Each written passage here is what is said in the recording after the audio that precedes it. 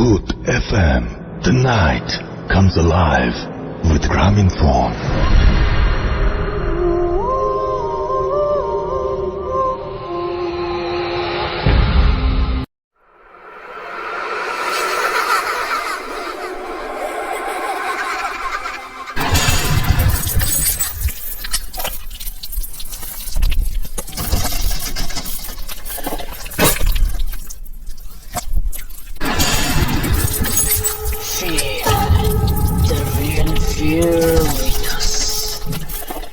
প্রিয় লিসেনার্স, আসসালামু আলাইকুম। আজকের স্পেশাল এপিসোডে সকলকে স্বাগত জানাচ্ছি। আশা করি সবাই ভালো আছেন, সুস্থ আছেন। গতকাল আমরা ফ্রাইডে স্পেশাল এপিসোডে প্রচার করেছিলাম বহুল প্রতীক্ষিত ভেলাত কাফরিয়ান। অনেকেই এই ঘটনাটি শুনেছেন, দীর্ঘ এই ঘটনা মনোযোগ দিয়ে সকলে শুনেছেন বলে জানিয়েছেন এবং অনেকেই আমাদেরকে চমৎকার কিছু কমেন্ট করেছেন। সত্যি আপনাদের এই কমেন্টগুলো পড়ে অনেক অনেক ভালো লাগে, কারণ একটি ঘটনা সিলেক্ট করতে একটা প্রচেষ্টার মধ্যে দিয়ে আমাদেরকে সবসময় থাকতে হয়। আর যারা ঘটনা পাঠান তারা অনেক কষ্ট করে কিন্তু এই ঘটনা লিখেন অথবা রেকর্ড করে আমাদেরকে পাঠান। আপনারা যখন খুব ভালো ভালো কমেন্ট করেন তারাও উৎসাহ পায় এবং নতুন উদ্যমে সত্য ভয়ের ঘটনা খোঁজার জন্য তারাও সবসময় প্রচেষ্টায় থাকেন। আমি আশা করব জুবাইর ইসলাম ভাইয়ের ভেলাত কাফরিয়ান ঘটনাটি আপনারা যেভাবে মূল্যায়ন করেছেন তাতে জুবাইর ইসলাম ভাই সামনে আরো ভালো ভালো ঘটনা আমাদেরকে দেওয়ার জন্য তার যে চেষ্টা সেটা অব্যাহত রাখবেন। প্রিয় লিসেনার্স, আজকের যে ঘটনাটি নিয়ে আপনাদের সামনে হাজির হয়েছি, এই ঘটনাটি আমাদেরকে দিয়েছে সৌমিত্র রয়। সৌমিত্র রয় বেশ কিছুদিন আগে একটি ঘটনা দিয়েছিল অতল পানির বিভীষিকা। এই ঘটনাটি মূলত যিনি সৌমিত্র রায়কে দিয়েছিলেন তার বন্ধু মাহিদ। এই মাহিদ যখন দেখলো এই অতল পানির বিভীষিকা ঘটনাটি আপনাদের সকলের কাছে ভালো লেগেছে, সে আরো উদ্যমী হয়ে কিছু ঘটনা সংগ্রহের জন্য লেগে পড়ে। আর একটি ঘটনা সে পায়, দীর্ঘ একটি ঘটনা। এই ঘটনাটি মূলত আমাদের দেশের বাইরের একটি ঘটনা। আমাকে যখন সৌমিত্র রায় জানায় যে ভাই আপনি তো গ্রামের ঘটনা বেশি পছন্দ করেন, কিন্তু দেশের বাইরের একটি চমৎকার ঘটনা রয়েছে, তখন আমি বলি ঠিক আছে, ঘটনা যদি ভালো হয় তাহলে অবশ্যই সেই ঘটনাটি আমরা প্রচার করব। তারপর সৌমিত্র রয় এই ঘটনাটি বিভিন্ন সময়ে আরো তথ্য উপাত্ত সংগ্রহ করে একটি রেকর্ড ফাইল আমার কাছে পাঠায়। আপনারা শুনলে অবাক হবেন, এই রেকর্ড ফাইলের আকার ছিল 2 ঘন্টা 50 মিনিট। 2 ঘন্টা 50 মিনিটের একটি রেকর্ড ফাইল শুনে সেটা মাথায় ধারণ করে সেই ঘটনাটি আপনাদের সামনে উপস্থাপন করা নিঃসন্দেহে একটু কষ্টকর ব্যাপার তো ছিলই। তবে যত কষ্টই হোক না কেন আপনাদের সামনে সেই ঘটনাটি আমি এখন উপস্থাপন করার চেষ্টা করব ইনশাল্লাহ। আশা করছি ঘটনাটি আপনাদের কাছে ভালো লাগবে। ঘটনাটি শুরু থেকে শেষ পর্যন্ত শুনতে হবে। শুরুর দিকে অনেকগুলো প্রশ্নের আপনার হঠাৎ করে ভেতর থেকে উদয় হতে পারে, কিন্তু আশা করছি পুরো ঘটনা যখন আপনারা শুনবেন সকল প্রশ্নগুলো ইনশাল্লাহ কেটে যাবে।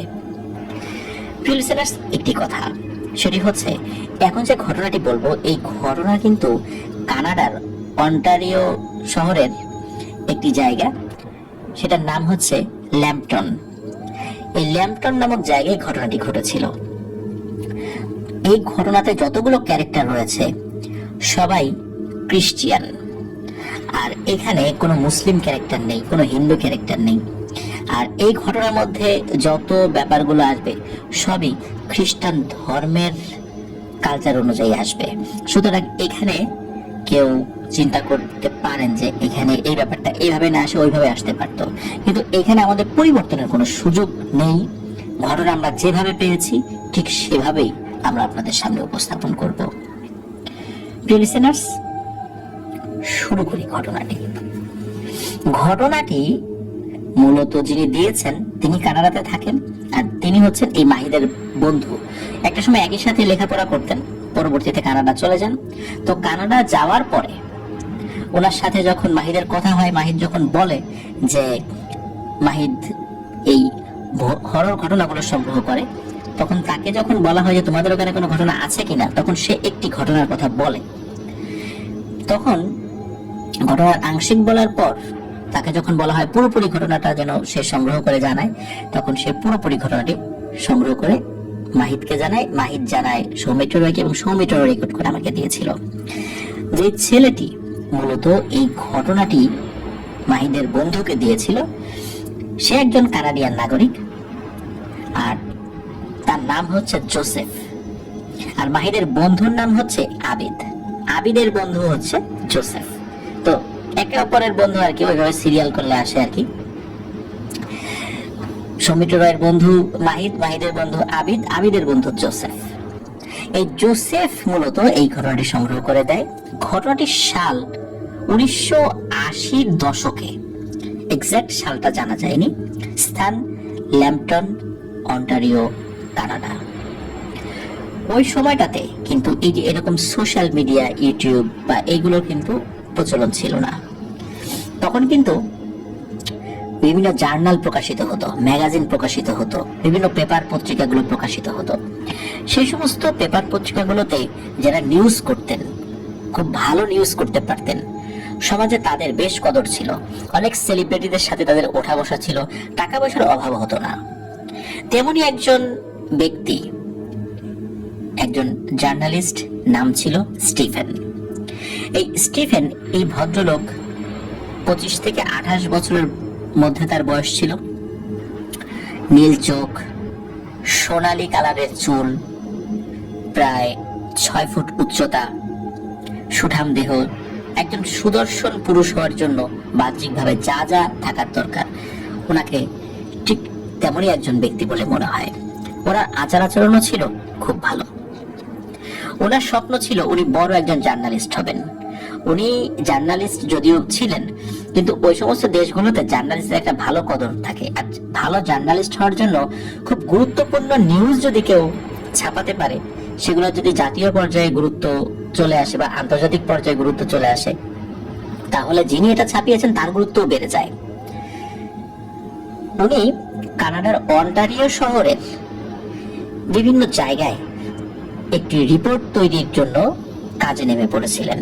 ওনার উদ্দেশ্য ছিল ওই সমস্ত জায়গাগুলোতে কিছু ফিল্ড রিপোর্টার তৈরি করা, যাদের কাছ থেকে উনি তথ্য সংগ্রহ করবেন, একটি পরিপূর্ণ গবেষণামূলক রিপোর্ট পেশ করবেন।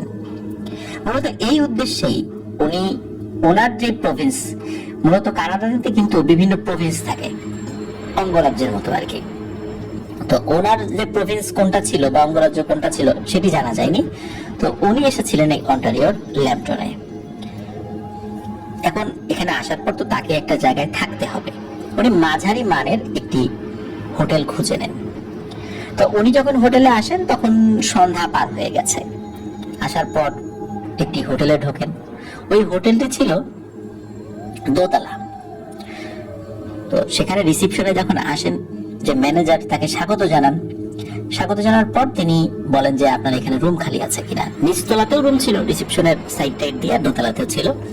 কিন্তু ম্যানেজার সাহেব জানান যে আজকে তাদের এখানে কোনো রুম খালি নেই। আর যখন স্টিফেন সাহেব নিজের পরিচয় দেন তিনি একজন রিপোর্টার, তখন ম্যানেজার সাহেব চিন্তা করেন যে একজন রিপোর্টার, উনি এখান থেকে চলে যাবেন রুম না পেয়ে। বিষয়টা কেমন হয় যদি তাকে সমাদর করা যায়, যদি ভালো একটা নিউজ করে আমাদের এই হোটেলটা নিয়ে, তাহলে তো একটা বিজ্ঞাপন হবে। উনি তাকে বললেন যে স্যার, আমাদের এখানে একটি রুম আছে, ওটাই যদিও আমরা গেস্ট এখন দিচ্ছি না, তবে যেহেতু আপনার প্রয়োজন, আপনি চাইলে এই রুমে থাকতে পারেন। আগামীকাল আমাদের কয়েকজন গেস্ট চলে যাবে, তখন আপনাকে অন্য একটি রুমে আমরা শিফট করব। আপনি চাইলে রুমটা দেখতে পারেন, আর যদি রুমটা পছন্দ না হয় সেক্ষেত্রে আপনি অন্য কোনো হোটেলে যেতে পারেন। তখন স্টিফেন সাহেব রাজি হন, বলেন যে ঠিক আছে চলেন যাই, গিয়ে দেখি সেই রুমটার অবস্থা।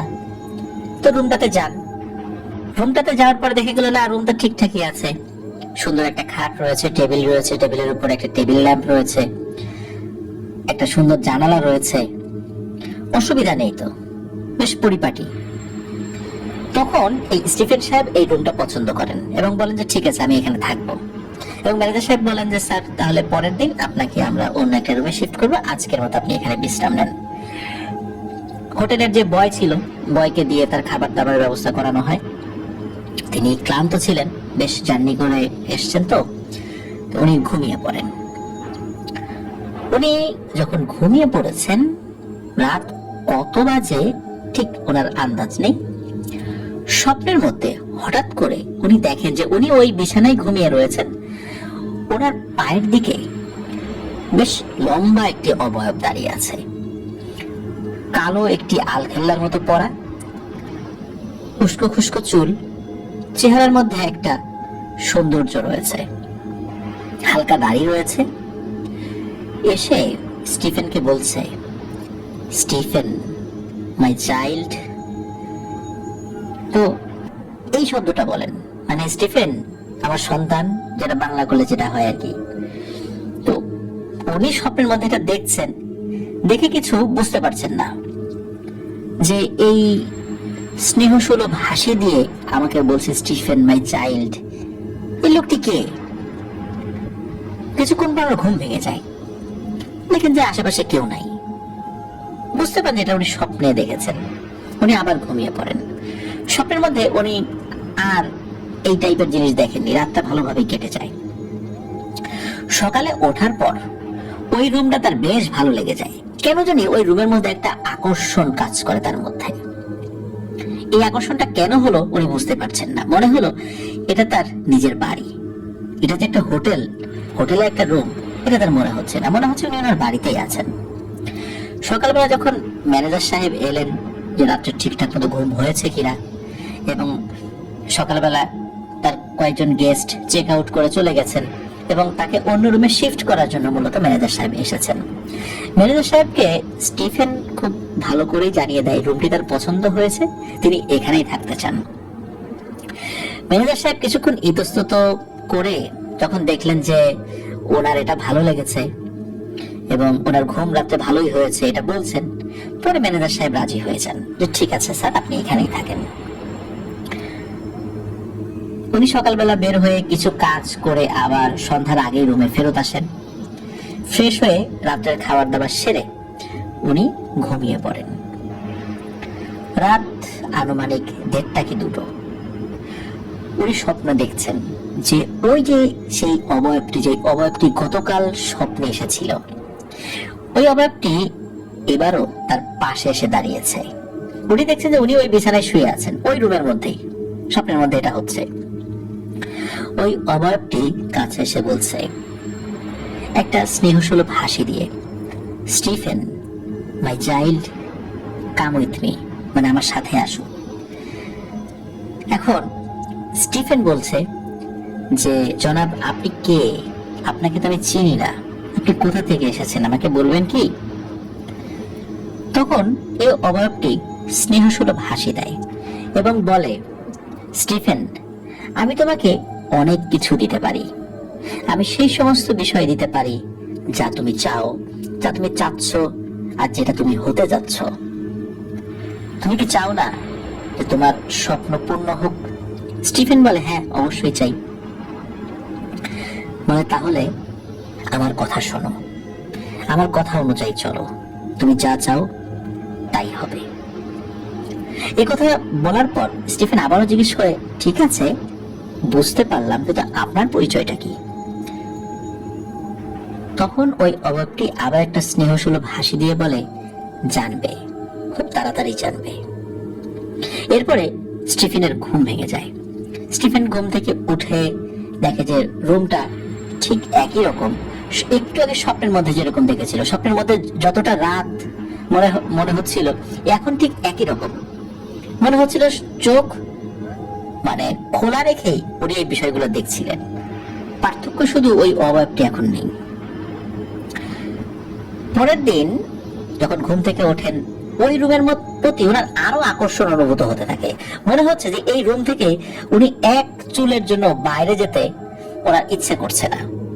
তারপরও যেহেতু কাজের জন্য এসেছেন, সেই কারণে বাইরে বের হন, একই রকম ভাবে ফেরত আসেন। তৃতীয় রাত্রে উনি একই স্বপ্ন দেখেন। স্বপ্নে দেখেন আবার সেই অভাবটি এসেছে এবং আসার পর তাকে একই কথা বলছে, স্টিফেন মাই চাইল্ড আমার কথা শোনো, তোমার স্বপ্ন পূরণ হবে। ওই অভাবটি কিন্তু কালো আলখেল্লা পরা ছিল। তাকে দেখে চার্চের বা গির্জার একজন ফাদারের মতো মনে হচ্ছে। কিন্তু স্টিফেন বুঝতে পারছে না যে চার্চের ফাদাররা তো সাধারণত সাদা ড্রেস পরা থাকে, সাদা জুব্বার মতো পরা থাকে, কিন্তু এই অবয়বটি কালো জুব্বা পরে আছে বা কালো আলখাল্লার মতো পরে আছে কেন? এই বিষয়ে অবশ্য সে স্বপ্নের মধ্যে প্রশ্ন করেনি।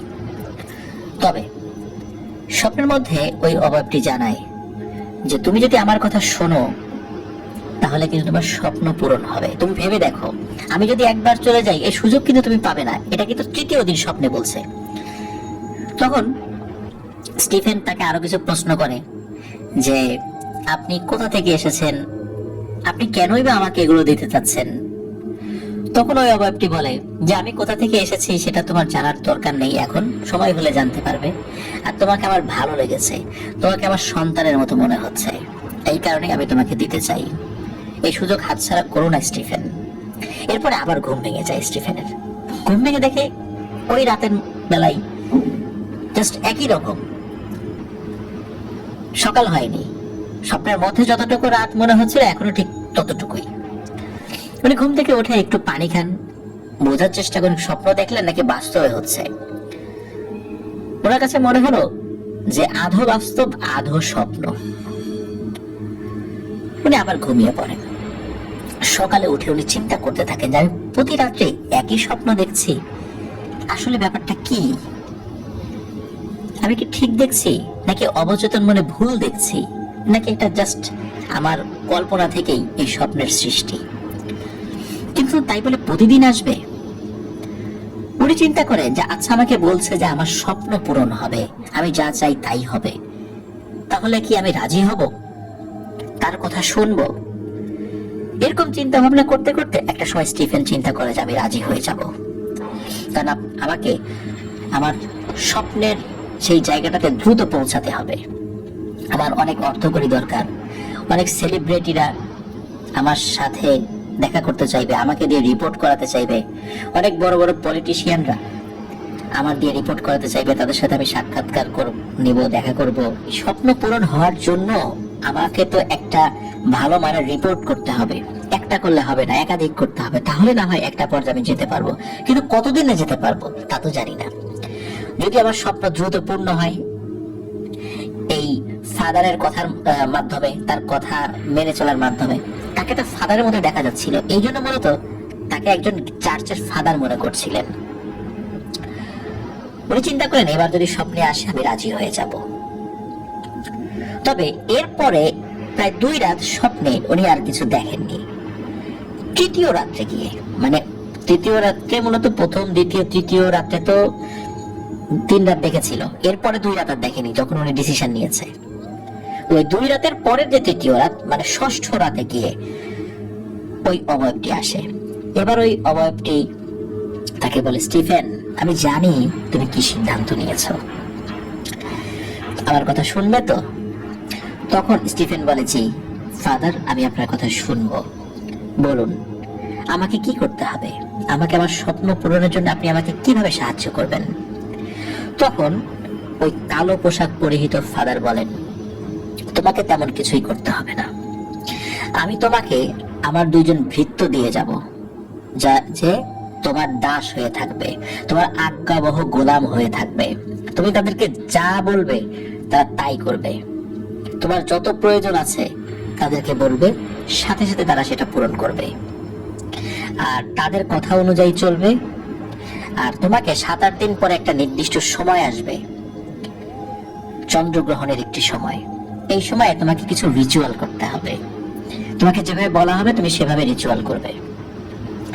তা এরপরেই তোমার জীবনে শুধু সফলতা, সফলতা, বিফলতার মুখ তুমি কখনো দেখবে না। আর তোমার জন্য একটি সুস্বাদু খাবার নিয়ে এসেছি আমি, ওই দেখো টেবিলের উপরে রাখা আছে, যাও খেয়ে নাও। স্টিফেন দেখে টেবিলের উপর একটি মেটালিক বাটি, মানে একটা ধাতব কোন একটা পদার্থ দিয়ে তৈরি বাটি, সেখানে কারুকাজ করা আছে। তো স্টিফেন উঠে যায়, বিছানা থেকে উঠে ওখানে যায়। সে কিন্তু স্বপ্নের মধ্যে দেখছে বিষয়গুলো, স্বপ্নের মধ্যে সে দেখছে শুয়ে আছে, ঠিক যেমনটা মানে বাস্তবে সে শুয়ে আছে। সে ওই বাটির কাছে গিয়ে দেখে যে বাটির মধ্যে তরল একটা পদার্থ রয়েছে যেটা লাল টকটকে একদম রক্তের মতো।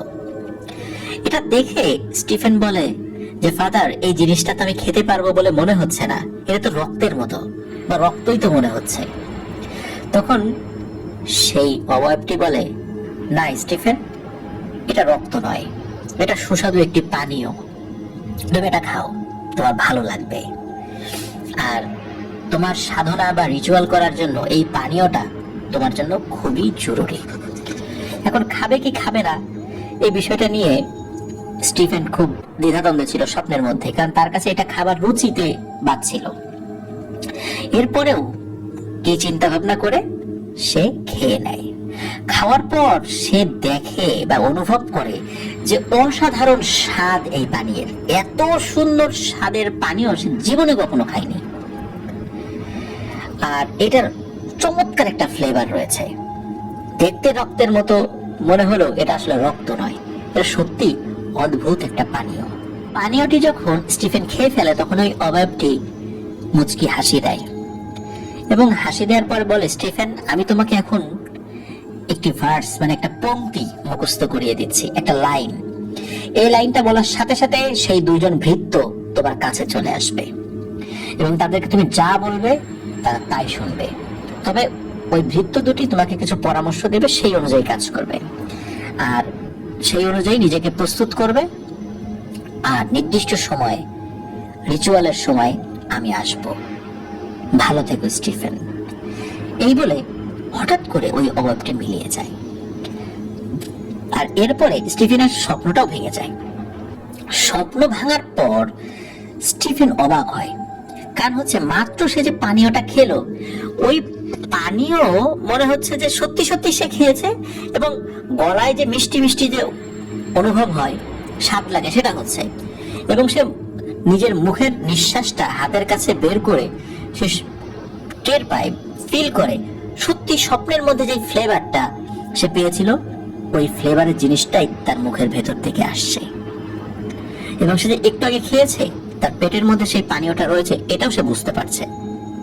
এবং এই পানীয়টা খাওয়ার পর তার বেশ ঝরঝরে লাগছে শরীরটা। ঘুম থেকে ওঠার পর একটু অবসাদগ্রস্ত অবস্থায় থাকে না মানুষ, ওরকমটা তার মনে হচ্ছে না। চিন্তা করছে যে সত্যি কি আমি স্বপ্ন দেখলাম না বাস্তবেই আসলে এটা হয়েছে। কিন্তু আসলেই যদি তাই হয়ে থাকে, যে স্বপ্নের মধ্যে আমি খেয়ে থাকি, সেটার প্রভাব বাস্তবেও আমার শরীরে থেকে থাকে, তাহলে ওই ফাদার আমাকে তো একটি লাইন মুখস্থ করিয়ে গিয়েছিলেন, বলেছিলেন এটা বলার সাথে সাথে দুজন লোক আসবে, দেখি এটা পড়ে দেখি তো। ওরা কিন্তু মনে ছিল, স্পষ্ট ভাবে মনে ছিল, খুব ছোট্ট একটা লাইন। সে যখনই একবার এই জিনিসটা পড়েছে তখনই সে ফিল করছে যে তার যে জানালাটা বন্ধ ছিল, কিন্তু কাঁচের জানালা ছিল। দেখতে পাচ্ছে জানালার বাইরে মনে হচ্ছে ঝড় শুরু হয়ে গেছে, বাতাসের হু হু শব্দ আসছে, মনে হচ্ছে গাছের মাথাগুলো দুমড়ে মুচড়ে যাবে। ধরাম করে জানালার কপাট খুলে যায় এবং একটা কালো ধোঁয়া তার রুমের মধ্যে চলে আসে, ওই গাছের মাথা দিয়ে বেয়ে রুমের মধ্যে চলে এসে এটা দুইটা ধোঁয়ায় পরিণত হয় এবং ওই দুটা ধোঁয়া দুইটা অবয়বে রূপান্তরিত হয়।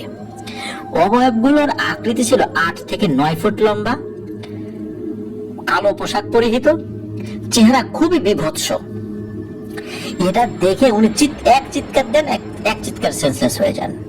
রাতের বেলা হয়তো বা অনেকে ঘুমাচ্ছিল, যার কারণে ওনাদের চিৎকার হোটেলের কেউ শুনতে পায়নি বা হোটেলের অন্যান্য জায়গায় যে রুমে যে গেস্টরা ছিল তারাও বুঝতে পারেনি। সকালবেলা ওনার সেন্স ফিরে আসে, দেখেন যে উনি বিছানা থেকে নিচে পড়ে আছেন। ওনার রুম বেশ এলোমেলো, চারদিকে অনেক কিছু ছড়িয়ে ছিটিয়ে রয়েছে, কাগজগুলো ছড়িয়ে ছিটিয়ে রয়েছে আর ওই জানালা খোলা। তখন উনি বুঝতে পারে সত্যি ওই জানালা দিয়ে কিছু একটা এসেছিল এবং আসার পর এগুলো তছনছ হয়ে গেছে ওই বাতাসে। তখন উনি চিন্তা করেন যে ব্যাপারটা কি, সত্যি তো আমি এই জিনিসটা দেখেছি।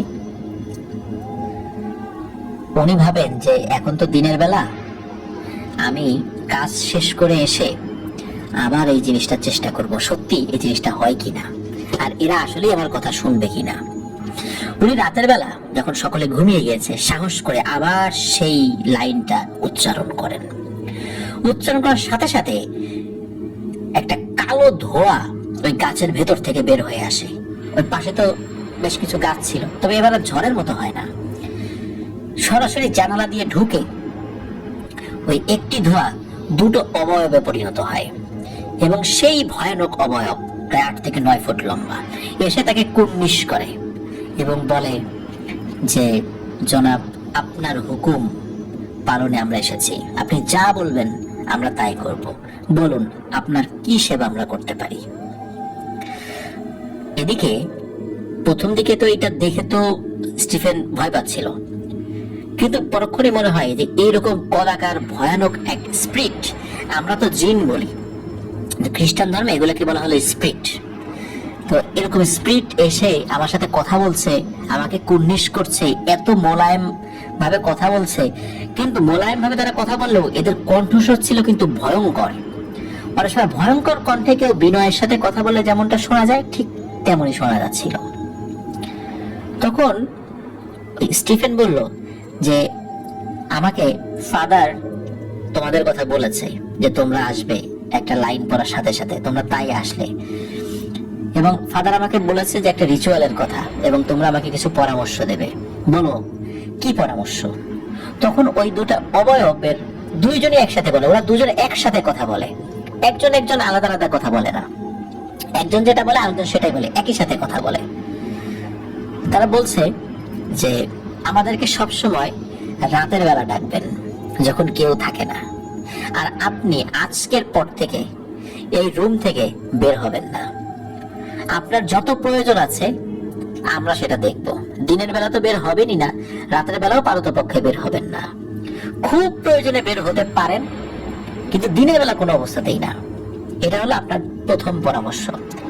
দ্বিতীয় পরামর্শ, প্রতিদিন সকালে 1 বাটি পানীয় আমরা এই টেবিলে রেখে দেব, আপনি প্রতিদিন সকালে 1 বাটি পানীয় খাবেন, সারাদিনে অন্য কোনো পানীয় বা অন্য কোনো খাবার আপনি গ্রহণ করবেন না, কারণ অন্য কোনো খাবার খেলে আপনার শরীরে যে এনার্জি হতো এই পানীয় থেকে আপনি পরিপূর্ণ এনার্জি পাবেন।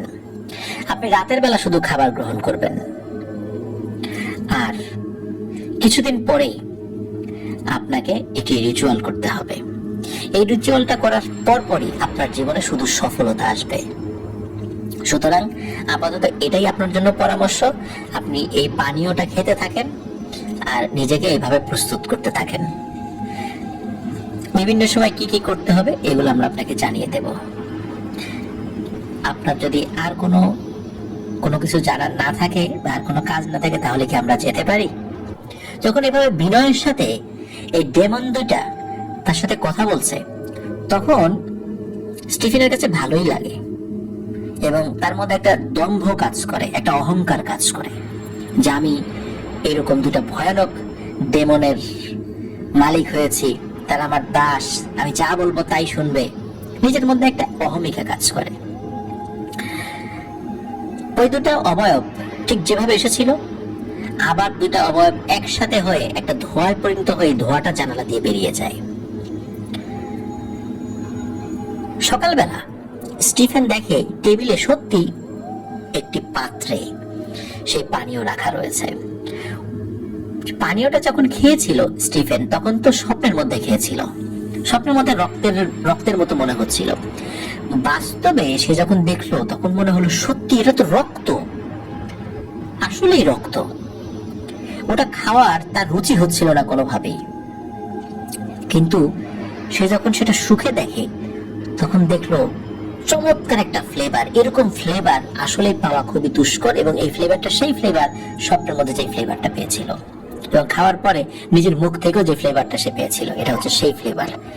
সে আর কিছু চিন্তা না করে খেয়ে নেয় এবং খেয়ে নেওয়ার পর সত্যি মনে হলো এটা আসলেই অনেক সুস্বাদু এবং এই সুস্বাদু জিনিসটাই উনি স্বপ্নের মধ্যে খেয়েছিল। তো উনি তো বের হয় না বা ঘর থেকে, ঘরের মধ্যেই থাকে, আর ওনার কোনো কাজ করতে এখন আর মন চাচ্ছে না যে আমি তো রিচুয়ালটা করার পর আমার জীবনে খালি সফলতা আসবে, এত কষ্ট করে বাইরে গিয়ে লাভ কি, বসে থাকি ঘরের মধ্যে।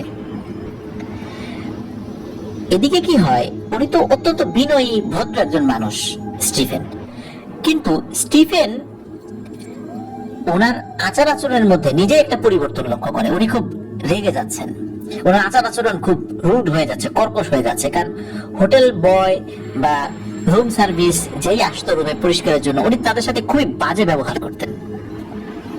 সব দিকে খুব ভালোই ছিল।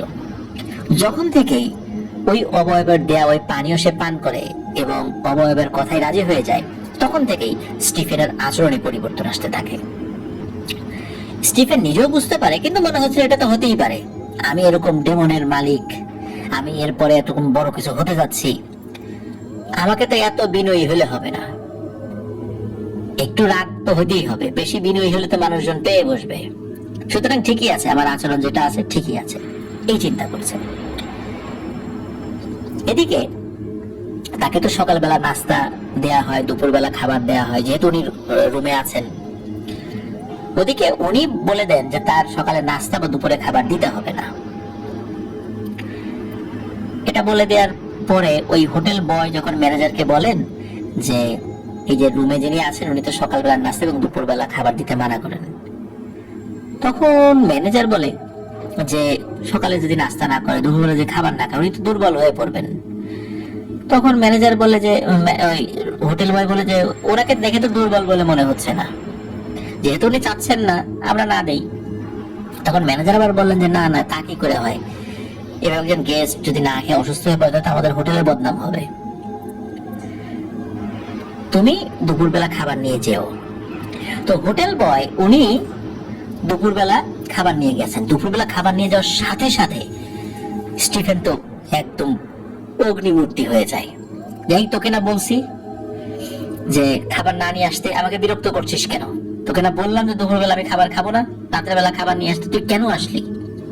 এদিকে ওই বেচারা তো মানে মুখ চোখ কালো করে মাথা নিচু করে দাঁড়িয়ে রয়েছে।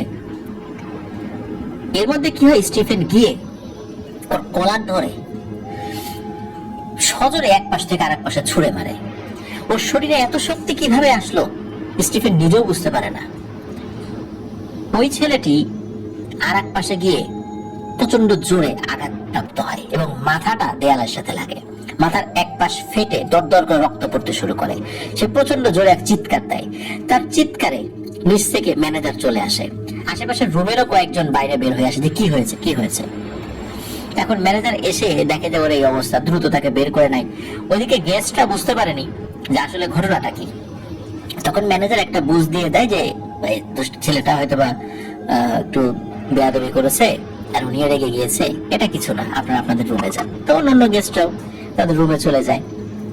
কিন্তু তার এই আচরণে আসলেই ম্যানেজার খুবই অবাক হয় যে এইরকমটা কেন হচ্ছে, এরকম তো তার আচরণ ছিল না। সে তো অত্যন্ত বিনয়ী একটা ভদ্রলোক ছিল, হঠাৎ করে তার এই পরিবর্তনটা কেন হলো? ম্যানেজার গভীরভাবে কিছুক্ষণ চিন্তা করেন। এরপর উনি স্থানীয় একটি গির্জায় চলে যান, যেটাকে চার্চ বলা হয়। তো সেখানে গিয়ে চার্চের যিনি ফাদার, মেইন ফাদার যিনি দায়িত্বে রয়েছেন, তার কাছে যান এবং তার কাছে গিয়ে এই বিষয়টি বলেন। এই বিষয়টি বলার পর সেই ফাদার বলেন যে তুমি আমার কাছে কিছু লুকোচ্ছ, কি লুকোচ্ছ সেটা বলো তো, ব্যাপারটা কি? তখন এই ম্যানেজার বলেন যে ফাদার, আসলে কিছু আমি লুকাচ্ছি, কারণ এটা আমার হোটেলের সুনামের একটা ব্যাপার রয়েছে, আপনি কথা দিন কাউকে জানাবেন না। তখন বলেন ঠিক আছে, আমি কাউকে জানাবো না, বলো। তখন ওই ম্যানেজার বলেন যে এই হোটেলটা তৈরি করার পরে দোতলার এই রুমটা খুব ভালোভাবে আমরা পরিপাটি করেছিলাম অন্যান্য রুমগুলোর মতো। একবার কি হয়, ওই রুমে এক দম্পতি আসে। ওই দম্পতি আসার পর রাতের বেলা একটা ভয়ানক ঘটনা ঘটে। ওই দম্পতির মধ্যে যিনি পুরুষ, তার কাছে নাকি হঠাৎ করে রাতের বেলা মনে হয় কেউ তার গলা চেপে ধরেছে। এরপর তার ঘুম ভেঙে যায়। ঘুম ভেঙে দেখে তার পাশে থাকা যে স্ত্রী, এই স্ত্রী উনি শূন্যে ভেসে আছে, বিছানা থেকে 5-6 হাত উপরে ভেসে আছে। উনি যখন চিৎকার দেন, চিৎকার দেওয়ার সাথে সাথে তার স্ত্রী শূন্য থেকে বিছানার উপর ঠাস করে পড়ে যায়। ঠাস করে পড়ে ওনার কোমরে এবং মেরুদণ্ডে খুব আঘাতপ্রাপ্ত হন, প্রচন্ড ব্যথা পান। কিন্তু রাতের বেলা এরকম একটা অদ্ভুত ব্যাপার ঘটেছে, এটি মূলত উনি আমাদেরকে ওইভাবে বলেননি। এটা আমরা পরে জানতে পারি একটি ভয়ানক ঘটনার প্রেক্ষাপটে। সেটা হলো দ্বিতীয় রাত্রে ওনার স্ত্রী চিৎকার করে ওঠেন। উনি চিৎকার করে উঠেছিলেন কারণ হলো উনি যখন ওয়াশরুমে যাবেন বলে রুমের লাইট জ্বালিয়েছেন, ওনার বিছানার পাশে একটি টেবিল ল্যাম্প ছিল, টেবিল ল্যাম্পটি জ্বালিয়েছেন মূলত, তখন উনি দেখেন নাকি যে ফ্লোরে ছোপ ছোপ রক্ত এবং দেয়াল বেয়ে বেয়ে বিভিন্ন জায়গা দিয়ে রক্ত পড়ছে। এই দৃশ্য দেখে উনি চিৎকার করে ওঠেন। ওনার চিৎকারে ওনার হাজবেন্ড যখন ঘুম থেকে উঠে যায় তখন কিন্তু দেখে না, সব স্বাভাবিক। ওনারা ওই রাত্রেই আমাকে ঘুম থেকে ডেকে তোলেন। আমি উঠে কি হয়েছে জিজ্ঞেস করি, ওনারা আগের রাত্রের এবং আজকের রাত্রের সব ঘটনা খুলে বলেন এবং বলেন যে তারা আর এক মুহূর্ত এখানে থাকবেন না। তখন তো অনেক রাত হয়ে গিয়েছিল, কি আর করা, ওনাদেরকে রিসেপশনে বসিয়ে রাখি। ওনারা কোনো মতেই এখানে রাত কাটাবেন না, অন্য কোনো রুমেও ঘুমাবেন না। অবশেষে সকালের আলো ফুটতেই ওনারা আমাদের রুমের বা আমাদের এই হোটেলের যাবতীয় বিল পরিশোধ করে চলে যান। এরপরে ওই রুমে বিভিন্ন ধরনের ঘটনা কিন্তু ঘটেছিল। কেউ ওখানে ঘুমাতে পারতো না, অস্থির লাগতো তাদের। এই ধরনের ঘটনা ওই রুমে ঘটে। এই কারণে ওই রুমটা আমরা কোনো গেস্টের কাছে ভাড়া দিই না। যদি কেউ দিনের বেলা আসে, দিনের বেলা কিছু সময়ের জন্য রুম ভাড়া নাই, বিশ্রাম করে, সেক্ষেত্রে আমরা দেই, কিন্তু রাতের বেলা দেই না। কিন্তু স্টিফেন সাহেব যখন আসে তখন মূলত আমাদের কাছে অন্য কোনো রুম ছিল না, সব রুমগুলো অকুপাইড ছিল, গেস্ট ছিল। বাধ্য হয়ে আমরা ওই রুমটা দিয়েছিলাম। কিন্তু উনি যখন প্রথম রাত্রে ভালো মতোই ঘুমিয়েছেন বলে আমি নিশ্চিত হলাম, তখন আমি চিন্তা করেছিলাম তাহলে মনে হয় এই রুমের আর কোনো সমস্যা নেই, সমস্যা চলে গেছে। যেহেতু বেশ কিছুদিন যাবত আমরা এই রুমে কোনো গেস্ট অ্যালাউ করি না, হয়তো বা কোনো সমস্যা থাকলেও এখন আর নেই। কিন্তু স্টিফেন সাহেবের আচার আচরণে অদ্ভুত কিছু পরিবর্তন, এবং কি কি পরিবর্তন এগুলো সবকিছু ফাদারকে ওই ম্যানেজার সাহেব বলেন। ফাদার এগুলো শুনে খুব চিন্তিত হয়ে পড়েন এবং মনে হচ্ছে উনি কিছু মনে করার চেষ্টা করছেন। কিছুক্ষণ পর সেই ফাদার বলেন যে, ম্যানেজার সাহেব, আমি মনে হয় ধরতে পেরেছি সমস্যাটা কি। তখন এই চার্চের ফাদার উনি একটি ঘটনা বলেন। ঘটনাটা এমন যে এই এলাকায় একজন ভদ্র মহিলা ছিলেন। উনি ছিলেন একজন বিধবা মহিলা। ওনার একটা বাড়ি ছিল, কয়েকজন বাড়িতে কাজের লোক ছিল, তো ওনার কোনো সন্তানাদি ছিল না। এই কারণে উনি একটা এতিম ছেলেকে দত্তক নেন এবং ওই ছেলেটার নাম ছিল হেনরি। হেনরি ছোটবেলা থেকেই ধর্মকর্ম খুব ভালো করে পালন করত। খ্রিস্টান ধর্মের সব বিধিবিধানগুলো সে পুঙ্খানুপুঙ্খভাবে মেনে চলত। ছোটবেলা থেকেই তার ধার্মিক মনোভাব ওই বিধবা মহিলার কাছে আরো বেশি ভালো লাগে। উনি তাকে লালন পালন করছিলেন ছোটবেলা থেকে, এটা সত্য, কিন্তু তাকে যে ধর্মকর্মের প্রতি পরামর্শ দিতেন করার জন্য, বিষয়টা এরকম নয়। সে নিজে নিজেই ধর্মকর্মের প্রতি খুবই অনুরক্ত ছিল, সবসময় চার্চে আসা যাওয়া করত। এই চার্চের যিনি মেইন ফাদার, এখন তো তিনি মারা গেছেন, ওই ফাদার তাকে মানে ওই হেনরিকে খুব পছন্দ করত। হেনরি এভাবে আস্তে আস্তে আস্তে আস্তে বড় হতে থাকে এবং সে ধর্মে কর্মেও খুব ভালো হতে থাকে। সকলের কাছে হেনরি খুবই ভালো একটা ছেলে হিসাবে পরিচিত। তার মায়ের চোখের মণি, যদিও পালিত মা, কিন্তু কখনোই নিজের সন্তানের থেকে আলাদা করে সে দেখেনি। তার অন্য কোনো সন্তান ছিল না। একবার কি হয় যে তার এই পালিত মা অসুস্থ হয়ে মারা যান। হেনরির তো আসলে পিতামাতা ছিল না, তার এই একটা মাত্রই অবলম্বন ছিল, সে মারা গেল। মারা যাওয়ার পর হেনরি খুব ভেঙে পড়ে। সে চার্চে আসা যাওয়া করতো না, আস্তে আস্তে চার্চে আসা যাওয়া কমিয়ে দেয়।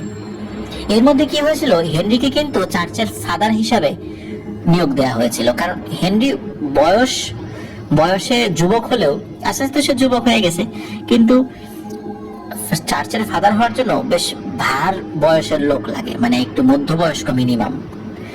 কিন্তু হেনরির চলাফেরা, তারপর তার কথাবার্তা, সমাজে তার গ্রহণযোগ্যতা, এটা দেখে এবং তার ধর্মপরায়ণতা দেখে তাকে এই ইয়াং বয়সেই ফাদার হিসেবে নিয়োগ দিয়েছিল ওই চার্চ কর্তৃপক্ষ।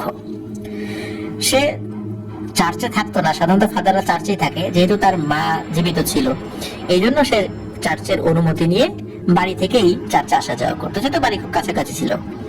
তার মায়ের মৃত্যুর পর সে খুব ভেঙে পড়ে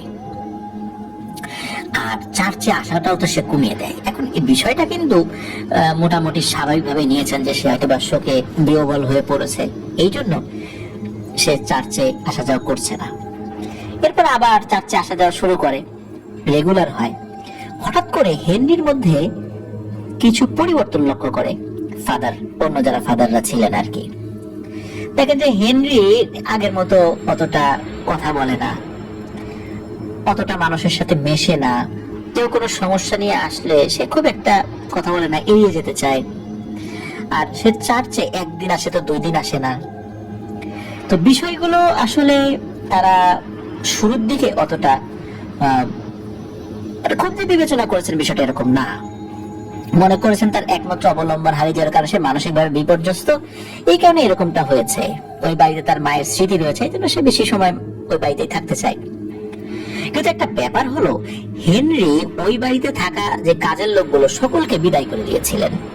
ওই বাড়িতে তিনি একা থাকতেন, তাহলে তার কাজগুলো কে করে, রান্না বাড়া অন্য কিছু। এই বিষয়টা নিয়ে অন্য ফাদাররা নিজেদের মধ্যে আলোচনা করলেও বিষয়টাতে খুব গভীরভাবে তারা নিয়েছেন, বিষয়টা এমন না। এর মধ্যে কি হয়, 2-3 দিন হয়ে যায়, হেনরি তো আসে না গির্জায়, যেহেতু মাঝে মাঝে 1-2 দিন 3 দিন সে আসতো না। বিষয়টা তারা স্বাভাবিকভাবে নিলেও একজন ফাদার বলে, আচ্ছা ও তো অসুস্থ হতে পারে, আমাদের তো একটা দায়িত্ব আছে ওর খোঁজ খবর নিয়ে, তোমরা চলো আমার সাথে যাই, গিয়ে দেখি কি অবস্থা। তো কয়েকজন ফাদার মিলে যান এবং আশেপাশের কয়েকজন প্রতিবেশী তাদেরকেও ডাকেন, মোটামুটি 8-10 জন লোক। তারা হেনরির বাড়ির কাছে যান, দেখেন বাড়ির দরজা ভেতর থেকে বন্ধ। তারা অনেকক্ষণ ধরে ডাকাডাকি করেন, কোনো সারা শব্দ নেই। ঘরের অন্য পাশে গিয়ে ডাকাডাকি করেন, কোনো সারা শব্দ নেই। একটা পর্যায়ে তারা ওই দরজা ভাঙার সিদ্ধান্ত নেন, দরজা ভাঙেন। দরজা ভাঙার পর ঘরে ঢুকেছেন, কোনো পাশে তাকে দেখা যায় না। অতঃপর তার যে একটা নিজস্ব রুম ছিল সেই রুমের কাছে যান, সেই রুমটাও ভেতর থেকে বন্ধ। সেখানে তারা ডাকাডাকি করে, কোনো সারা শব্দ নাই। একটা পর্যায়ে সিদ্ধান্ত নেওয়া হয় সকলের উপস্থিতিতে দরজাটা ভাঙা হবে, সদর দরজার মতোই। দরজাটা যখন ভাঙে সকলে মিলে, এমন একটা ভয়ানক দৃশ্য দেখে যে ওখানে থাকা কয়েকজন মহিলা তো ওই জায়গায় সেন্সলেস হয়ে পড়ে গিয়েছিলেন। তারা দেখতে পান যে হেনরি মৃত অবস্থায় পড়ে আছে, তার বডি একদিকে, মাথা আর একদিকে। তার বডিটা থেকে মাথাটা মনে হচ্ছে টেনে ছিঁড়ে আলাদা করা হয়েছে, কাটা হয়নি, ছিঁড়ে আলাদা করে ফেলা হয়েছে। বডিটাও মনে হচ্ছে মুচড়ে দেওয়া হয়েছে। আর যেখানে এই ডেড বডি পাওয়া গিয়েছে সেই জায়গাটায় একটা অদ্ভুত চিহ্ন আঁকা আছে, পেন্টাগন চিহ্ন, 5 মাথাওয়ালা তারকা। এর চারদিকে একটা বৃত্ত করা আছে, ওর মাঝখানে লাল নীল কিছু কিছু জিনিস, আটা ময়দার মতো কিছু জিনিস রাখা আছে। এক্সাক্ট কি জিনিস সেটা বুঝতে পারছেন না তারা। আর বেশ কয়েকটা মোমবাতি, সেই মোমবাতিগুলো পুড়ে গিয়েছে, পুড়ে গলিত হয়ে আছে, এরকম অবস্থায় বেশ কিছু মোমবাতি সেখানে আছে। আর হেনরির দেহ তো পচে গিয়েছে, 3-4 দিনের লাশ, এরকম একটা অবস্থা, পোকায় ধরে গিয়েছে।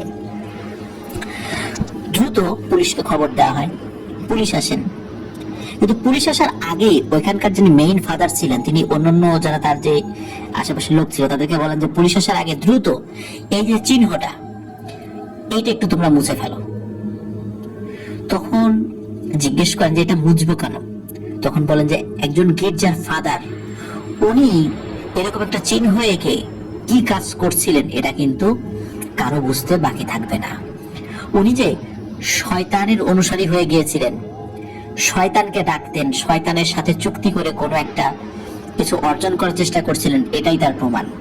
একজন ফাদার হয়ে এই কাজ করছেন, এটা যদি আশেপাশের মানুষ জানতে পারে, মানুষের মধ্যে একটা বিরূপ প্রভাব পড়বে। যে গির্জার ফাদাররা ইলুমিনাতির প্র্যাকটিস করে, জাদুবিদ্যার প্র্যাকটিস করে, শয়তানের উপাসনা করে, এটা কোনোভাবে গ্রহণযোগ্য হবে না মানুষের কাছে।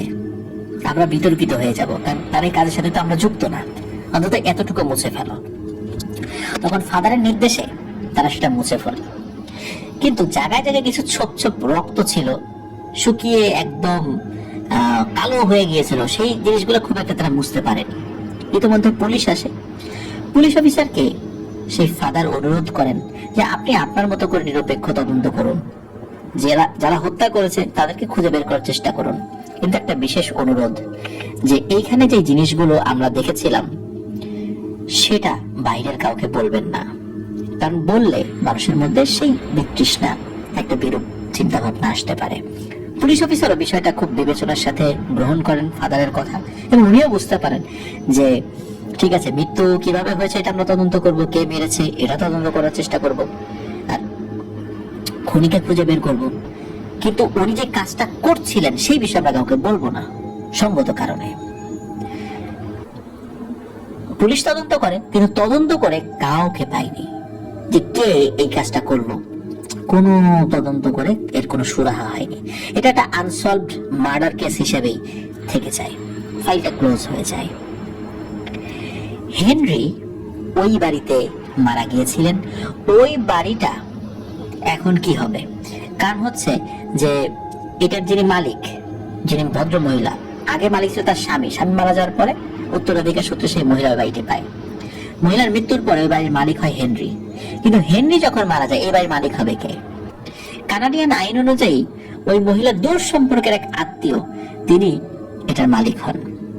আর তিনি যখন এটার মালিক হন, মালিক হবার পর তিনি কি করবেন? তিনি এটাকে ভেঙে ওই জায়গাটাতে একটা হোটেল নির্মাণ করেন, আরো কয়েকজন লোকের সাথে শেয়ার নিয়ে ওখানে উনি একটা হোটেল তৈরি করেন, কারণ উনি তো ওই জায়গায় থাকতেন না, থাকতেন অন্য জায়গায়, সেখান থেকে এসেছেন। এখন এই সম্পত্তি উনি কি করবেন? স্থানীয় কয়েকজনের সাথে মিলে ওই একটা হোটেল তৈরি করেন। মূলত ওই যে হোটেলটা, ওই হোটেলটা ওইখানে তৈরি করা হয়েছিল ওই বাড়ির উপরে। এখন কথা হলো, হেনরি কেন এই কাজটি করছিল? ফাদার উনি পরবর্তীতে মানে এই বিষয়টা নিয়ে যখন আরো অ্যানালাইসিস করেছেন, তখন অন্যান্য ফাদারদেরকে বলে গিয়েছিলেন যে কেন হেনরি এই কাজটি করছিল। হেনরির মা যখন মারা যায়, হেনরি তখন হঠাৎ করে তার মাথার মধ্যে ক্ষমতা পাওয়ার একটা লোভ জেগে বসে। কিভাবে সে ক্ষমতা অর্জন করবে, আধ্যাত্মিক ক্ষমতার কিভাবে সে অধিকারী হবে। কারণ একটা ফাদারের মধ্যে যদি আধ্যাত্মিক ক্ষমতা থাকে, তখন আশেপাশের লোকজন তাকে অনেক সমীহ করবে। তার মতো ধর্মপরায়ণ একজন মানুষের মধ্যে এই লোভটা জেগে বসে।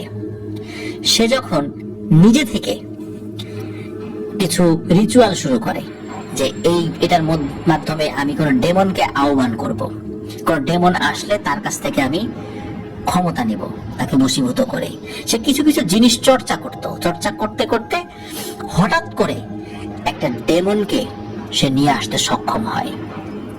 এই ডেমনটা আসার পরে তার সাথে তার কথা হয়। সে ডেমনটা বলে যে তুমি ক্ষমতা চাও, আমি তোমাকে ক্ষমতা দিব, কিন্তু আমারও কিছু কাজ করে দিতে হবে। তখন হেনরি বলেছিল কি কাজ? তখন ওই ডেমন বলেছিল যে আমরা যারা ডেভিল, সরাসরি আমরা লুসিফারের সাথে যোগাযোগের চেষ্টা করি। লুসিফার হচ্ছে সবচাইতে বড় শয়তান, সে হচ্ছে এই অন্ধকার জগতের যত জাদুবিদ্যা আছে সব জাদুবিদ্যার একমাত্র অধিকারী, সবচাইতে ক্ষমতাশালী। আমরা তার উপাসনা করি। আমি অনেক শক্তিশালী, কিন্তু আমরা যারা ডেভিল রয়েছি, আমরা নিজেদের মধ্যে ক্ষমতার পাল্লাপাল্লি করি, কার ক্ষমতা কত বেশি। আর নিজেদের ক্ষমতাকে স্থিতিশীল রাখতে হলে বেশ কিছু রিচুয়াল করার প্রয়োজন হয়, আর ক্ষমতা বাড়াতেও হয়। আমার একটা রিচুয়াল করা প্রয়োজন, আর এই জন্য তোমাকে আমার প্রয়োজন। তুমি যদি আমার রিচুয়ালটা করে দাও, আমি তোমাকে ক্ষমতা দেব, আর কথা দিচ্ছি তোমার যখন যেভাবে প্রয়োজন হবে, যে কাজ করার দরকার আমি সেটা করে দেব, কারণ আমি নিজেও অনেক ক্ষমতাশালী। এই কথা শোনার পর হেনরি রাজি হয়ে গিয়েছিল। মূলত সে এরপর থেকেই কিছু রিচুয়াল করতে শুরু করে। আর রিচুয়াল কিভাবে করতে হবে এর ঠিক পদ্ধতি হলো ওই ডেভিল তাকে দিয়ে গিয়েছিল, সেই অনুযায়ী সে প্র্যাকটিস করত। কিন্তু সে যখন এই শয়তানি বিদ্যা প্র্যাকটিস করা শুরু করে, তার বিবেক তার মধ্যে থেকে নাকি বলতো যে হেনরি, কাজটা করো না, এটা ভালো না, এটা খুব জঘন্য কাজ, তুমি সৃষ্টিকর্তার বিপরীতে যেও না, সৃষ্টিকর্তা অসীম ক্ষমতাশালী, এরা কোনো ক্ষমতাশালী না, এদের ক্ষমতা সাময়িক, যার মৃত্যু আছে সে যতই ক্ষমতাশালী হোক, মৃত্যুর সাথে সাথে তার ক্ষমতা শেষ হয়ে যাবে, তোমারও তো মৃত্যু হবে, তুমি সৃষ্টিকর্তার কাছে গিয়ে কি জবাব দেবে? ক্ষমতাই কি আসল, নাকি সৃষ্টিকর্তার সামনে গিয়ে দাঁড়াতে হবে সেটা আসল, কি কাজ করে গেলে সেটা আসল? তো তার বিবেকের ভিতর থেকে নাকি এ ধরনের কথা আসতো। আর হেনরি নিজেও বিড়বিড় করে এই কথাগুলো বলতো যে আমি কি করব, আমি আমার বিবেকের সাথে যুদ্ধ করে পারছি না, আমি কি এই কাজটা করব না করব না, আমি কি এই পথে আগাবো না আগাবো না, কিন্তু আমার তো ক্ষমতা দরকার। একদিন চন্দ্রগ্রহণের সময়, যেদিন চূড়ান্ত একটা রিচুয়ালের প্রয়োজন ছিল, তখন ওই অবয়বটি আসে, সে ডেভিল আসে। সে ডেভিল আসার পর রিচুয়াল শুরু করতে করতে রিচুয়ালের মধ্য পর্যায়ে এসে হঠাৎ করে ফাদার হেনরি বলে ওঠে, আমি এই কাজ করব না, এই কাজ এখানে সমাপ্ত, আমি এই পথে আর থাকবো না, আমি এই কাজ করবোই না, আমার ক্ষমতার প্রয়োজন নাই, আমি সৃষ্টিকর্তার অনুসারী হব আবার। তখন ডেভিল খেপে যায় যে করবি না মানে, আমাকে এত দূর নিয়ে এসে আমাকে দিয়ে এত কিছু কাজ করিয়ে নিয়ে এখন বলবি করবি না, এটা করতেই হবে, আর এখন যদি এটা না করিস তাহলে আমারও ক্ষতি হবে, আর তুই যদি এটা না করিস তাহলে তোকে কিন্তু আমি এক্ষুনি মেরে ফেলবো। তখন ফাদার হেনরি নাকি বলে উঠেছিলেন যে আমাকে মার, আমাকে মেরে ফেল, কিন্তু আমি শয়তানের অনুসারী হব না, যা করেছি ভুল করেছি, সৃষ্টিকর্তা আমাকে ক্ষমা করবেন, কিন্তু আমি শয়তানের অনুসারী হব না। তখন এক কথায় দুই কথায় ওই ডেভিল খুব রেগে যায় এবং রেগে গিয়ে হেনরির শরীর থেকে এক টানে মাথা আলাদা করে ফেলে, তার বডিটাকে দুমড়ে মুচড়ে রেখে যায়। মূলত ওই যে ডেভিল, ওই রিচুয়ালটা পরিপূর্ণ করতে পারেনি, আর ওইখানে যে চিহ্নটা আঁকা ছিল, ওই চিহ্নটা ওই মেইন যিনি ফাদার ছিলেন তিনি দ্রুত মুছে ফেলেছিলেন। মূলত এইটা এইভাবে মুছে ফেলার সিস্টেম না, এটাও একটা রিচুয়াল করে মুছে ফেলতে হবে। আর এটা যেহেতু ওনারা কোনো রিচুয়াল ছাড়া দ্রুত মুছে ফেলেছিলেন, এই কারণে ওই যে ডেভিলটা, যে শয়তানটা, শয়তানের অনুসারী, যে ভয়ানক এক পিশাচ, সে এই জায়গা থেকে তার নজর সরাতে পারেনি, কারণ ওই রিচুয়াল পরিপূর্ণ না হওয়া পর্যন্ত সে এইখান থেকে যাবে না, রিচুয়াল অর্ধেক হয়েছে। এখন হোটেলের ম্যানেজার ওই ফাদারকে বলেন যে ফাদার, এই কথাগুলো তো ওই মেইন ফাদার বলে গিয়েছিলেন, কিন্তু কথা হলো যে কেন স্টিফেনকেই বেছে নিল? তখন ওই ফাদার বলেন যে স্টিফেনকে বেছে নেওয়ার পিছনে একটা কারণ হতে পারে, কারণ হচ্ছে ওই পিশাচটা এমন কাউকে বেছে নেবে যার পূর্বপুরুষ কোনো আধ্যাত্মিক ক্ষমতা সম্পন্ন ব্যক্তি ছিল। ইতোপূর্বে যে গেস্টগুলো এসেছিল, সে গেস্টদের মাধ্যমে সে তার উদ্দেশ্য পূরণের চেষ্টা করেছে, কিন্তু দেখেছে যে না, এদের মধ্যে এরা কেউই না, এই কারণে ওই রুমে অন্য কেউ থাকে এটা পছন্দ করে নাই, তাদেরকে ভয় ভীতি দেখিয়ে বিদায় করেছে, জানে মারে নাই। স্টিফেন যখন আসে তখন দেখা গেল যে ওর পূর্বপুরুষের মধ্যে কেউ হয়তো আধ্যাত্মিক ক্ষমতা সম্পন্ন ছিল, এই জন্য ওই ডেভিলটা স্টিফেনকে পছন্দ করেছে এবং তাকে ছলনা করে এই পথে আসতে বাধ্য করছে। ও বুঝতে পারছেন না, কারণ ওর উপর একটা ভয়ানক জাদুর প্রভাব কাজ করছে। স্টিফেনকে বাঁচাতে হবে, আর ওই শয়তানটাকে আর শক্তিশালী হতে দেয়া যাবে না। তখন সবাই চিন্তা করে যে কি করা যায়। ওই ফাদার বলেন যে আমার যিনি মেইন ফাদার এই চার্চের, যেটা হেনরির সাথে যে ঘটনা ঘটেছিল তখন থেকে প্রায় 15 বছর আগে, কিন্তু 15 বছর আগে হেনরির সাথে ঘটনা ঘটেছিল। 15 বছর ধরে কিন্তু এই একই রকম অবস্থা চলছে ওই হোটেলে, এই কারণেই মূলত ওই রুমটা দেওয়া হয় না।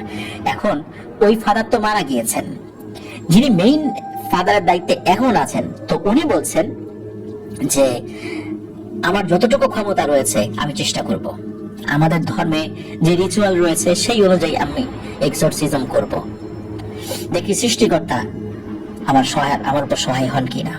আর স্টিফেন ছেলেটাকে আমি বাঁচানোর চেষ্টা করবো। তো বুঝতে পারছে না কি বিপদে পড়তে যাচ্ছে, একটা ভালো ছেলে। এখন করণীয় কি? করণীয় ওই ফাদার বলেন যে তোমাদের প্রত্যেকটা রুমে ঢোকার জন্য একটা মাস্টার কি রয়েছে, যেটা দিয়ে সবগুলো রুম খোলা যায়। চন্দ্রগ্রহণ আগামী পরশু, আমার দৃঢ় বিশ্বাস আগামী পরশু ওই ভয়ঙ্কর ডেভিলটা আসবে। আর ওই ডেভিলটা আসার পরে ওই অবস্থাতে ওকে ধরতে হবে, তাকে আটকাতে হবে, তা না হলে হবে না।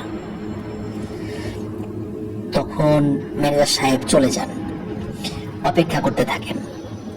পরের দিন ম্যানেজার সাহেব অপেক্ষা করছেন, এদিকে কিন্তু ওই যে যিনি স্টিফেন, সে তো রুম থেকে বের হয় না।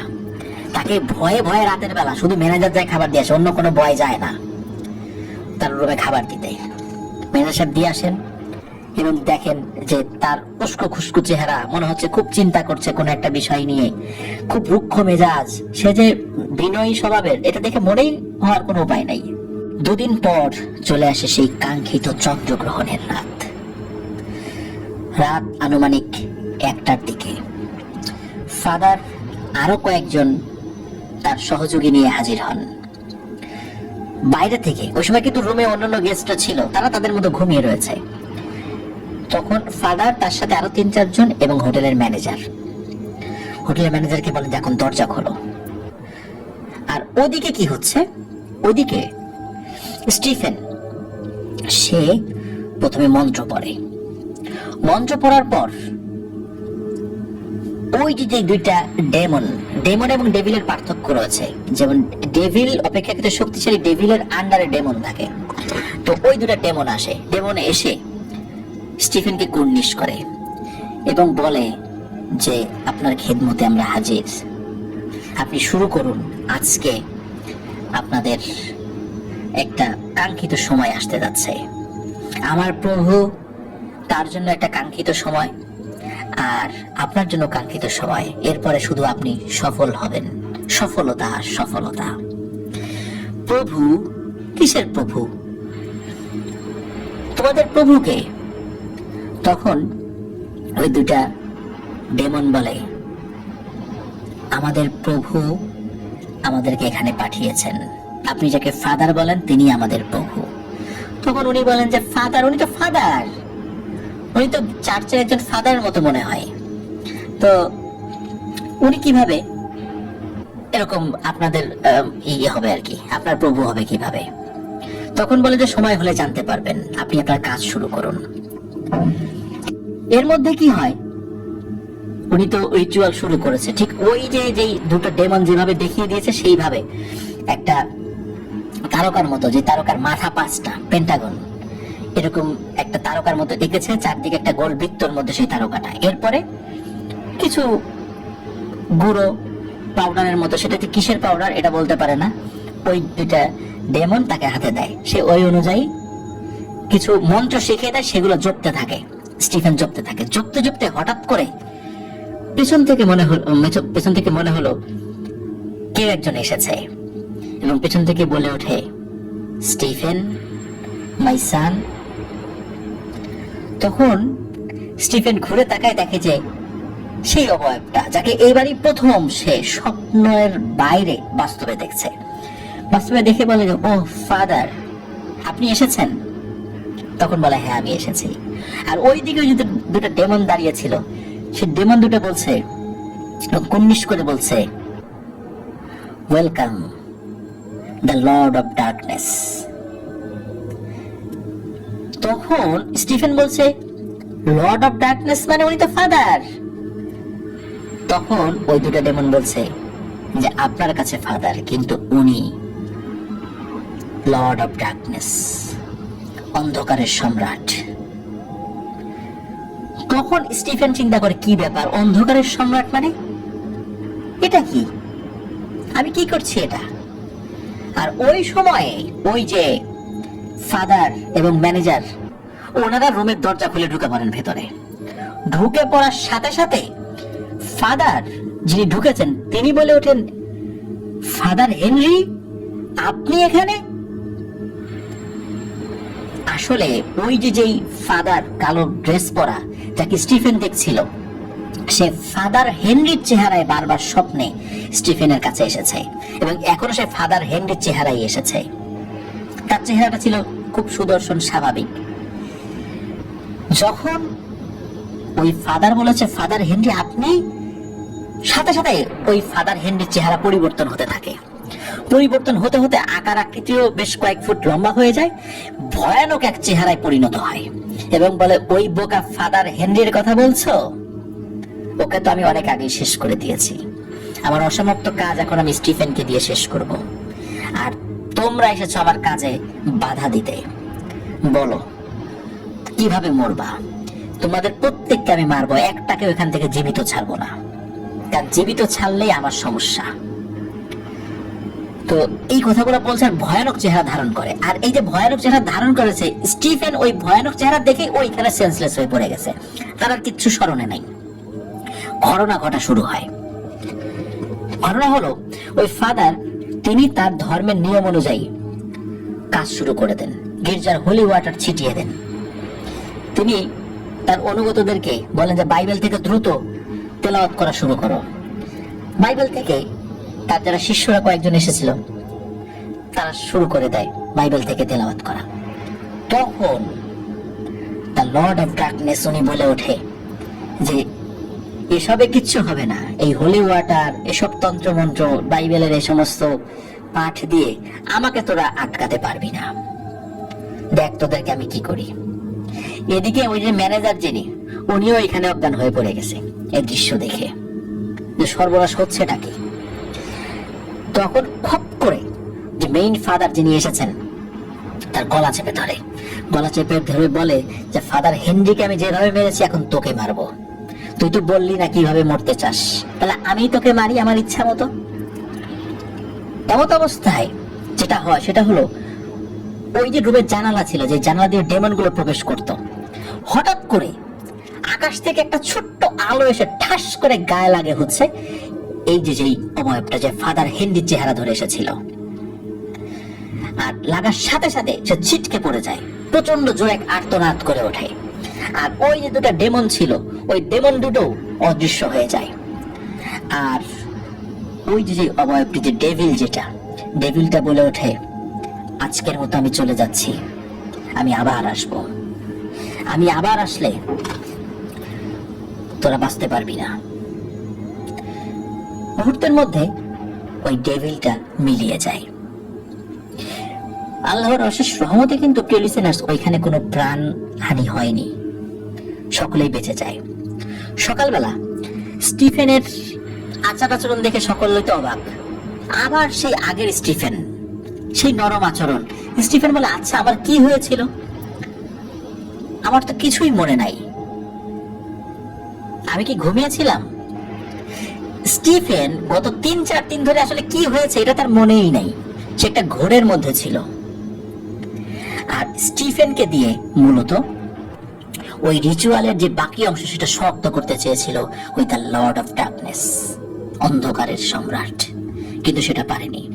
ওই ফাদার পরবর্তীতে তাদের ধর্মের রিচুয়াল অনুযায়ী ওই যে চিহ্নটা এঁকেছিল স্টিফেন ওই দুই ডেমনের কথা অনুযায়ী, সেটা মুছে দেন। স্টিফেন আর ওখানে থাকেননি, একদিনের মধ্যেই ওখান থেকে তার যে প্রভিন্স সেখানে চলে যান। স্টিফেন এখনো জীবিত আছেন হয়তো, কিন্তু তিনি কি অবস্থায় আছেন এই বিষয়ে কিছু জানা যায় না। আর যে ফাদার, ওই ফাদার নাকি এখনো জীবিত আছেন, যিনি স্টিফেনকে রিচুয়াল করেছিলেন পরবর্তীতে, যিনি গিয়েছিলেন ওখানে। আর হোটেলের ম্যানেজার, উনিও জীবিত আছেন। তবে যেই ফাদার মারা গিয়েছেন, যিনি ফাদার হেনরির ডেড বডি গিয়ে দেখেছিলেন, সেই ফাদার উনি তো মারা গিয়েছেন, কিন্তু সেই ফাদারের নাম অনেকেই জানেন ওইখানে, নাকি ওই ল্যাম্পটনে অনেকেই জানেন সেটা। সেই ফাদারের নাম ডিটেলস আমরা হাতে পেয়েছি, কিন্তু আমাদের অনেক লিসেনার কিন্তু কানাডার অন্টারিওতে থাকেন। কিছু কিছু জায়গায় আমাদের নাম প্রকাশ করতে নিষেধ করা হয়েছে, যেই কারণে আমরা নামটা বললাম না। তবে এই যে ঘটনাটা কিভাবে আসলো সেটা হলো, এই যে হোটেলের যিনি ম্যানেজার, এই ম্যানেজারের আপন ভাতিজা হচ্ছে সেই ছেলে, যেই ছেলেটা মূলত এই মাহিদের বন্ধু আবিদকে ঘটনাটি দিয়েছে। মানে আবিদের বন্ধু হচ্ছে সেই ছেলে। সঙ্গত কারণে সেই ছেলের নামটি আমরা বললাম না, কারণ ওখানে উপস্থিত অনেকেই এই বিষয়টি জানতে পারেন, কেউ অ্যানালাইসিস করে বেরও করতে পারেন, কোনো সমস্যা নেই। মজার বিষয় হলো যে এই যে পরিবার, এই ম্যানেজারের যিনি পরিবার, এই পরিবারের লোকজন কিন্তু ঘটনাটা জানে, কিন্তু তারা দীর্ঘ সময় কারোর সাথে এই বিষয়টা নিয়ে আলোচনা করতো না। এখন একটা জেনারেশন আসছে, তারা এই বিষয়টা নিয়ে আলোচনা করতে পছন্দ করে। এই কারণেই মূলত এই বিষয়টি আবার পুনরায় সামনে আসলো। আমরা বাংলাদেশ থেকে এই ঘটনাটি বলছি, আমরা জানি না কানাডার ওই জায়গার ওই লোকেরা এই ঘটনাটি জানছে কিনা, হয়তোবা জানছে না। কিন্তু আমরা কিন্তু এই লুসিফারের অনুসারী ভয়ানক পিশাচ প্রকৃতির এক শ্রেণীর ডেভিলের কথা জানতে পারলাম, যারা নিজেদের ক্ষমতার প্রদর্শন করে লুসিফারের সামনে। আর এই ক্ষমতাকে বাড়ানোর জন্য তারা বিভিন্ন রিচুয়াল করে, তারা বিভিন্ন মানুষদেরকে বেছে নেয়। কিন্তু মানুষ বুঝতে পারে না, মানুষ অনেক সময় এদের ধোকায় পড়ে যায়, ধোকায় পড়ে ক্ষমতাশালী হতে চায়। আসলে তাদের প্রয়োজন শেষ হলে এরা কিন্তু মানুষকে হত্যা করে ফেলে। মানুষ মনে করে যে আমি ক্ষমতাশালী হব, অথবা কিছুদিনের জন্য কিছু কিছু ক্ষমতা অর্জন করে, কিন্তু দ্রুত তারা মারা যায়। প্রিয় লিসেনার্স, ইলুমিনাতির চর্চা চারদিকে অনেক বেড়ে গিয়েছে। অনেকেই পার্থিব কিছু ক্ষমতার লোভে এই চর্চাগুলো করে থাকেন। পার্থিবভাবে অল্প সময়ের জন্য কিছু কিছু ক্ষমতা হয়তোবা তারা অর্জন করেন, কিন্তু এর বিনিময়ে আখিরাতটাকে চিরকালের জন্য হারাতে হচ্ছে। মহান আল্লাহ সুবহানাহু ওয়া তাআলার শক্তি সর্বশ্রেষ্ঠ, তিনি চিরঞ্জীব, শাশ্বত, তার ক্ষমতার উপরে কারো ক্ষমতা নেই। শয়তানের কাছে আত্মা বিক্রি করা যাবে না। যারা এই কাজ করবেন ক্ষমতার লোভে, এই কাজ তাদের জন্য কঠিন পরিণতি বয়ে আনবে। প্রিয় লিসেনার্স, এই ঘটনার মধ্যে এই যে রিচুয়ালের অনেকগুলো বিষয় পুঙ্খানুপুঙ্খভাবে সৌমিত্র রায় আমাকে বলেছিল। আমি যদি পুঙ্খানুপুঙ্খভাবে আপনাদের সামনে উপস্থাপন করতাম, আপনাদের মধ্যে কেউ কেউ উৎসাহী হয়ে এই কাজটি করার চেষ্টা করতেন, যার কারণে আমি ওই বিষয়গুলো অ্যাভয়েড করে গিয়েছি। কারণ অনেকেই আছেন ইয়াং, আমি যতই বলি না কেন, সেই ইয়াং মানুষদের মধ্যে ক্ষমতা পাওয়ার একটা নেশা চেপে বসতে পারে এবং তারা এই রিচুয়ালটা শুরু করে দিতে পারেন। আমি পুঙ্খানুপুঙ্খভাবে জানলেও বিষয়টি আপনাদের সামনে উপস্থাপন করলাম না। প্রিয় লিসেনার্স, এই বিষয়গুলো থেকে আমাদেরকে দূরে থাকতে হবে, অবশ্যই অবশ্যই দূরে থাকতে হবে। আল্লাহ সুবহানাহু ওয়া তাআলা আমাদেরকে হেফাজত করুন।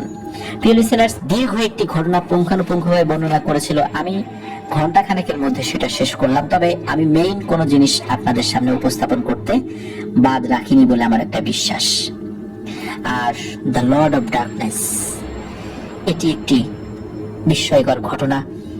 এই ঘটনার সাথে মুসলিম কোনো ক্যারেক্টার নেই, ইসলাম ধর্মের কোনো ব্যক্তি এর মধ্যে আসেনি, কোনো রাকি এখানে আসেনি, কোনো হুজুর এখানে আসেনি। পুরোটাই খ্রিস্টান ধর্মের কালচার অনুযায়ী, তাদের ধর্মের রীতিনীতি অনুযায়ী হয়েছে। এই জন্য এইখানে কিন্তু আমরা ইসলাম ধর্মের কোনো বিষয় মেশাবো না, যে সেখানে কোরআন তেলাওয়াত করা হলো না কেন, এটা না সেটা না, কারণ এখানে কোনো সুযোগই নাই। কারণ এইখানকার পুরো ঘটনাটাই আর একটা কালচারের।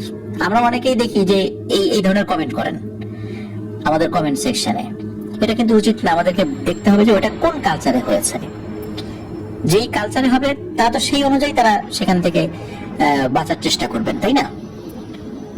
প্রিয় লিসেনার্স, আশা করছি এই ঘটনাটি আপনাদের ভালো লেগেছে। আর সৌমিত্র রায়কে অসংখ্য ধন্যবাদ, দীর্ঘ সময় নিয়ে তিনি এই ঘটনাটি সংগ্রহ করেছেন আর এত সময় নিয়ে রেকর্ড করে আমাকে পাঠিয়েছেন। আমি তাকে অন্তঃস্থল থেকে ধন্যবাদ জানাতে চাই। ধন্যবাদ জানাতে চাই মাহিদকে, তিনি আরো অনেক কষ্ট করে, কারণ কানাডার সময়ের সাথে আমাদের সময় তো মিল নেই, এইভাবে গ্যাপ দিয়ে তার সাথে যোগাযোগ করে করে এই ঘটনাগুলো সংগ্রহ করার চেষ্টা করছেন। তিনি আবার তার বন্ধুর কাছ থেকে ঘটনা সংগ্রহ করেছেন, তিনি আবার তার আত্মীয় স্বজনদের কাছ থেকে আরেকটু জেনে ঘটনা সংগ্রহ করেছেন। দেখেন কতগুলো সিস্টেম মেনটেন করে ঘটনাটা আমাদের কাছে এসেছে। আশা করছি প্রিয় লিসেনার্স, ঘটনাটি আপনাদের ভালো লেগেছে। আর ভালো লাগলে আমাদের চ্যানেল সাবস্ক্রাইব করবেন please. After the horror world নামে আমাদের একটি ফেসবুক পেজ এবং গ্রুপ রয়েছে, যার লিংক আমরা আমাদের ভিডিও ডেসক্রিপশনে দিয়ে রেখেছি। সেখানে গিয়ে আপনারা আমাদের পরিবারের সদস্য হয়ে যেতে পারবেন। আপনারা যারা ঘটনা পাঠাতে চান তা লিখে অথবা রেকর্ড করে যে কোনো ভাবে ঘটনা পাঠাতে পারবেন afterthehorrorworld@gmail.com এই ইমেল অ্যাড্রেসে। ইমেল অ্যাড্রেসের স্পেলিংটাও আমরা আমাদের ভিডিও ডেসক্রিপশনে দিয়ে রেখেছি, সেখানে গিয়ে স্পেলিংটা চেক করে নিতে পারবেন। প্রিয় লিসেনার্স, আজকের মতো বিদায় নিচ্ছি। আসছে সোমবার অমীমাংসিত রহস্যের আরো একটি নতুন এপিসোড নিয়ে আপনাদের সামনে হাজির হচ্ছি। আমার জন্য দোয়া করবেন, আমার পরিবারের জন্য দোয়া করবেন, আপনাদের জন্য দোয়া রইল, আপনাদের পরিবারের প্রত্যেকের জন্য দোয়া রইল। মহান আল্লাহ সুবহানাহু ওয়া তাআলা আমাদেরকে ভালো রাখুন, সুস্থ রাখুন, নিরাপদে রাখুন, সকল ধরনের ইলুমিনাতির চর্চা থেকে বিরত রাখুন, সকল ধরনের শয়তানের সহযোগিতামূলক কর্মকাণ্ড থেকে দূরে রাখুন। ঈমানের সাথে যেন আমরা চলতে পারি, মৃত্যুবরণ করতে পারি, সেই তৌফিক আল্লাহ আমাদেরকে দান করুন। সর্বোপরি আফটার দ্য হরর ওয়ার্ল্ডের সাথে রাখুন। আসসালামু আলাইকুম।